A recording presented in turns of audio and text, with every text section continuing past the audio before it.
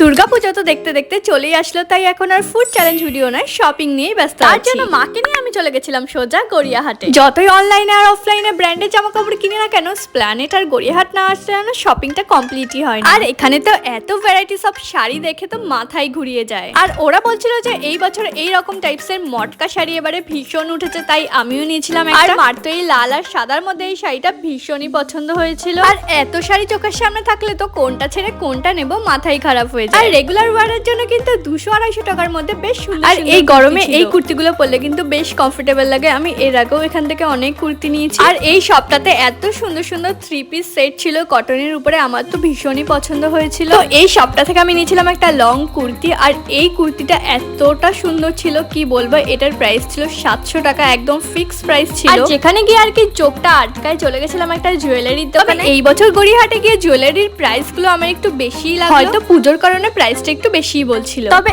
এই দোকানটাতে কিন্তু যা নেবে সব 150 করেই ছিল। তো আমি বেশ কয়েকটা এই দোকান থেকে জিনিস নিয়েছিলাম। সব 150 টাকা, যা নেবে সব 150। আর যেটা যেটা তো আমার পছন্দ হচ্ছিল, এই দাদাটা আমাকে সেটা পরিয়ে পরিয়ে দেখাচ্ছিল যে দেখো কেমন লাগছে। আর এগুলোর প্রাইস ঠিকঠাক বলেছে না বেশি বলেছে সেটা একটু বলো তো। তারপর তো চলে গেছিলাম শাড়ি অনুযায়ী ব্লাউজ কিনতে। আর আমার এই হোয়াইটিশ গোল্ডেন এই কালারটা আমি কোনো দোকানেই পাচ্ছিলাম। লাস্টে তো আমি এই দোকানটাতেই পেয়েছিলাম। আর এই দোকানটা থেকে নাকি পিস কিনলে তুমি যেরকম ডিজাইন বলবে ওরা সেই রকম ডিজাইন ওরা স্টিচ করে দেয়। আর গড়িয়াহাটে তো মাসুবা কাটিং এর ব্লাউজ গুলো 350 টাকা করেই চাইছিল। যাই হোক, ব্লাউজটা নিয়ে আমি গোল্ডেন জুয়েলারি দেখতে চলে গেছিলাম। আর আমার বড্ড বেশি প্রাইসটা লেগেছিল তাই আমি নিই। যাই হোক, এই বছরের মতন গড়িয়াহাট শপিং ডান। কলকাতার দিকে গেলে মনে হয় পুজো তো বলতে গেলে শুরুই হয়ে গেছে। নেক্সট পার্ট আমি দেখাবো গড়িয়াহাট থেকে আমি কি কি শপিং করলাম।